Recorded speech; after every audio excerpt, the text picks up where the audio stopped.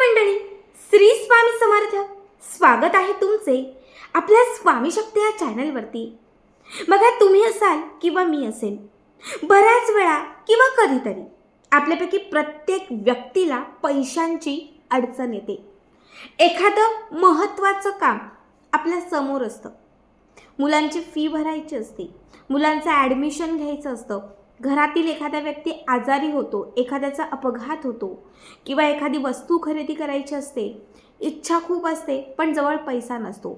एखादी अडचण समोर येते पण पैसा नसतो आणि पैशांशिवाय ते काम आपले अपूर्ण राहते. बऱ्याच वेळा आपल्याला एखादा छोटा मोठा बिझनेस सुरू करायचा असतो पण हवं तितकं भांडवल म्हणजे पैसा नसतो. बऱ्याच वेळा आपण एखाद्या व्यवसायामध्ये पैसा गुंतवतो पण तो व्यवसाय नीट चालत नाही, त्यामुळे आपला जो काही पैसा आहे तो अडकून राहतो. बघा, आज या व्हिडिओमध्ये मी तुम्हाला इन्स्टंट मनी मिळवण्यासाठी, तुम्हाला जी काही एखादी ठराविक रक्कम हवी आहे ती प्राप्त करून घेण्यासाठी, तुमचा अडकलेला पैसा कुठे असेल तो पुन्हा परत येण्यासाठी, एखाद्या व्यक्तीने तुमचे पैसे घेतलेले असतील ते पैसे पुन्हा परत मिळवण्यासाठी, एखादं खूप कर्ज झालेलं असेल ते कर्ज कुठेतरी कमी होण्यासाठी अत्यंत पॉवरफुल असा एक उपाय सांगणार आहे.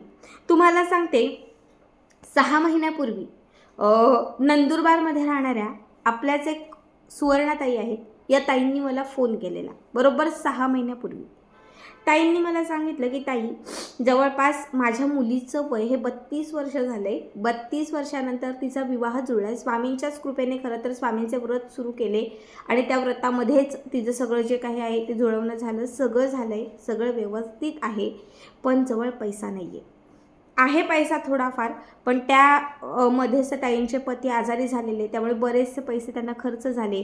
त्यामुळे आता लग्नासाठी जवळ पैसे नाही आणि लग्न तोंडावर आले. सांगत असताना, बोलत असताना अक्षरशः ताई रडत होत्या. या ताईंना मी हीच रेमेडी, हीच टेक्निक सांगितली आणि तुम्हाला सांगते, त्यांची जी काही पैशांची अडचण होती ती बरोबर 1.5 महिन्यात संपून गेली. 1.5 महिन्यामध्ये लग्न तोंडावर आलं होतं, बस्ता बांधायचा होता, बऱ्याच गोष्टी होत्या आणि त्या 1.5 महिन्यामध्ये या ताईंना मेल आला, म्हणजे ताईंच्या मिस्टरांना मेल आला. ताईंचे जे पती आहेत ते एका कंपनीमध्ये कामाला होते आणि तिथे कंपनीचे जे साहेब आहेत त्यांनी सगळ्या वर्कर लोकांची पॉलिसी काढली होती. मग त्यामुळे जे आजारी होते, जे काही पैसे तिथे खर्च झाले होते किंवा जे काही त्यांचं झालं होतं त्याच्या दुप्पट जे काही बिल होतं ते बिल मेलने त्यांना म्हणजे त्याची स्लिप त्यांना आली आणि तेव्हा कळालं की जेवढे हॉस्पिटलला आपले पैसे खर्च झालेले आहेत त्याच्या दुप्पट, म्हणजे त्याला अजून वाढ पैसे, कारण काहीतरी खर्च म्हणून आणि काहीतरी नुकसान भरपाई म्हणून ते पैसे त्यांना जमा झाले. म्हणजे मनातही नसताना, माहिती पण नसताना, स्वप्नातही नसताना ती घटना घडली आणि त्या ताईंच्या मुलीचं जे लग्न आहे ते निर्विघ्नपणे पार पडले. बघा, इतकी ताकद असते उपायांमध्ये, फक्त मनापासून करा. आता ज्या ताईंना मी उपाय सांगितलेला तोच उपाय तुम्हाला सांगत आहे. सगळ्यात पहिला उपाय मी तुम्हाला, एकूण 2 उपाय सांगते, दोघांपैकी कुठलाही एक करा, शक्य असेल तर 2ही करा. या ताईंनी 2ही उपाय केले होते. सगळ्यात पहिला उपाय जो आहे हा कुठल्याही बुधवारी करा. कुठल्याही बुधवारच्या दिवशी बाजारातून, मार्केटमधून, कुठूनही थोडंसं तुम्हाला मीठ आणायचं आहे, म्हणजे एक छोटं मिठाचं पॅकेट आपल्या घरी आणायचं आहे. काचेची एक बरणी घ्यायची आहे, छोटी मोठी जशी असेल तशी काचेची बरणी घ्या, स्वच्छ ती धुवून घ्या. त्यानंतर या बरणीमध्ये हे जे पॅकेटचं नवीन कोरं मीठ आहे ते त्याच्यामध्ये घाला, त्या बरणीमध्ये घाला आणि त्या मिठाच्या वरती, त्या बरणीमध्ये वरती एक हिरवी वेलची ठेवा, एक सिक्का ठेवा आणि त्याच्यामध्ये एक जायफळ ठेवा. हिरवी वेलची, जायफळ, एक सिक्का आणि हळदीचं कुडं म्हणजे हळकुंड, 4ही वस्तू त्या मिठाच्या बरणीवरती ठेवा. लाल रंगाचं एक कापड घ्या आणि हे लाल रंगाचं कापड त्या मिठाच्या बरणीच्या वरती, जी बरणीचा वरचा भाग आहे, झाकण्याचा भाग, तिथे हे लाल रंगाचं कापड बांधा, व्यवस्थित अटकवून ते बांधा, त्याला गाठ मारा. ठीक आहे. आता ही जी मिठाची बरणी आहे ही आपल्या देवघराच्या बाजूला किंवा आपलं जे देवघर आहे त्या देवघराच्या समोर ठेवा. या मिठाच्या बरणीच्या समोर एक छान तुपाचा किंवा तेलाचा दिवा लावा आणि तिथे बसून माता लक्ष्मीला आपली जी काही आराधना असेल, जी काही आपली इच्छा असेल पैशांसंदर्भात, ती माता लक्ष्मीला सांगा आणि तिथे बसून थोडासा कापूर जाळा. एका वाटीमध्ये प्लेटमध्ये कापूर जाळा. हा कापराचा धूर त्या मिठाच्या बरणीला गोल ओवाळा आणि ओवाळत असताना फक्त 3 वेळा महालक्ष्मी अष्टकं म्हणा. नमस्ते सुमहामाये श्रीपीठे सूरपूजिते शंखचक्र गदा हस्ते महालक्ष्मी नमस्तुते. हे पूर्ण महालक्ष्मी अष्टकं नित्यसेवेच्या पुस्तकात किंवा माता लक्ष्मीच्या पुस्तकामध्ये, गुगलला, यूट्यूबला तुम्हाला सहज मिळेल. ते फक्त 3 वेळा म्हणा किंवा तुम्ही मोबाईल ऐकलं तरीही चालेल, जसं तुम्हाला जमेल तसं. 3 वेळा हे करून झालं, म्हणून झालं, धूर ओवाळून झाला की त्याच्यानंतर ही बरणी तशीच ठेवायची.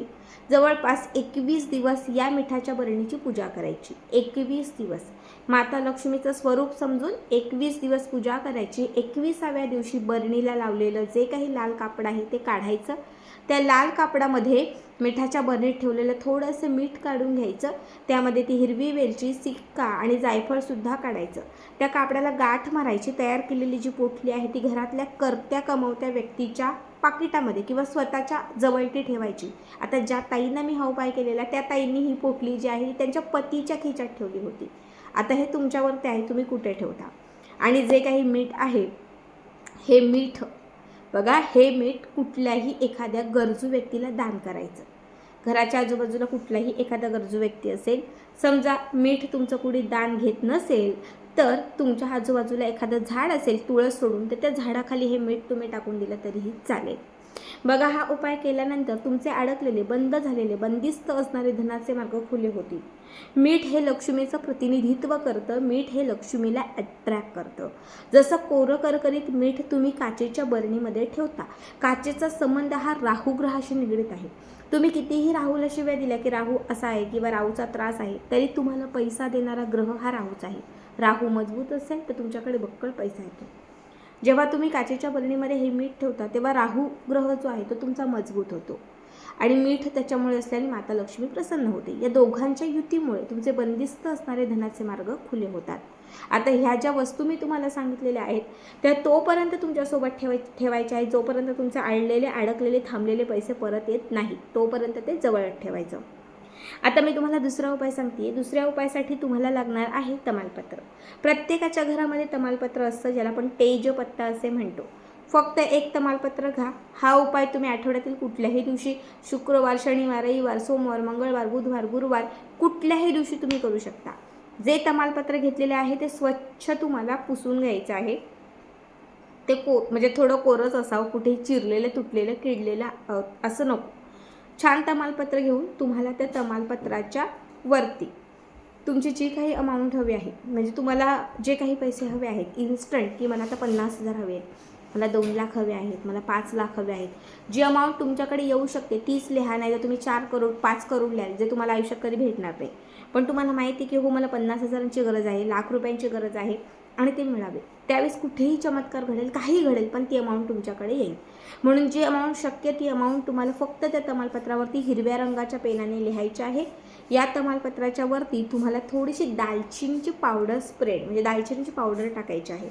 हे तमालपत्र टर्न करायचं आहे, राऊंड गोल करायचं आहे तमालपत्राचा आणि त्याच्यानंतर त्या तमालपत्राला तुम्हाला 1 फुलवाला लवंग लावायचं आहे. 1 फुलवाला लवंग तिथे टोचायचं. आता हे तमालपत्र जे आहे हे आपल्या उजव्या हाताच्या मुठीत घ्यायचं. हाताची मूठ बंद करायची आणि एक चित्र डोळ्यासमोर आणायचं की हो माझ्याकडे लाख रुपये येत आहेत, माझ्या हातात लाख रुपये आहेत, माझ्या खिच्यात लाख रुपये आहेत. किंवा तुम्ही एखाद्या व्यक्तीला पैसे दिले होते तर तुम्हाला म्हणायचं आहे की हो त्या व्यक्तीने माझे पैसे मला परत दिलेले आहेत, ती जी काही अमाऊंट आहे ती माझ्याकडे आलेली आहे, मी खूप खुश आहे. म्हणजे पॉझिटिव्ह चित्र त्या पैशांचं डोळ्यासमोर आणायचं. ते आहेत, ते येत आहेत, ते माझ्याकडे आहेत, अशी पूर्ण पॉझिटिव्ह अफर्मेशन द्यायची. आणि त्याच्यानंतर हे तमालपत्र जे आहे हे समोर एखादी मेणबत्ती म्हणजे कॅन्डल किंवा एखादा दिवा लावून किंवा कापूर जाळून त्याच्यामध्ये हे जाळायचं. कमीत कमी तुम्ही 16 दिवस रोज, मासिक धर्मसूत्रकाळ कुठले नेम नाहीत, रोज 16 दिवस, म्हणजे आजपासून उद्यापासून जिथून करताय तिथून 16 दिवस जर रोज ही क्रिया त्याच वेळेला केली. आज 7ला बसले तर रोज 7 वाजताच बसा. आज 3ला बसले तर रोज 3 वाजताच बसा. 12ला बसलात तर 12 वाजता बसा. 8ला बसताय तर 8ला बसा. म्हणजे एकाच टायमावरती 16 दिवस बसा. 16 दिवसानंतर हा उपाय स्टॉप करा. बघा 16व्या दिवसांच्या मध्येच किंवा 16व्या दिवसांच्या 1-2 दिवसांमध्येच तुम्हाला या उपायाचा पूर्ण अनुभव येईल. जी अमाऊंट तुम्ही डोळ्यासमोर आणली होती, जे काही इमॅजिन केलं होतं ते साक्षात तुमच्यासमोर असेल। या दोनही टेक्निक मी त्या ताईंना सांगितलेल्या आणि या दोनही टेक्निकने त्या ताईंच्या आयुष्यात त्यांना जे हवं ते प्राप्त झालं। तुम्हीसुद्धा करा आणि तुमचेसुद्धा छान अनुभव येतील तेव्हा आपल्या याच व्हिडिओमध्ये मला कमेंट करून किंवा व्हॉट्सअपला मला आवर्जून शेअर करा। श्री स्वामी समर्थ।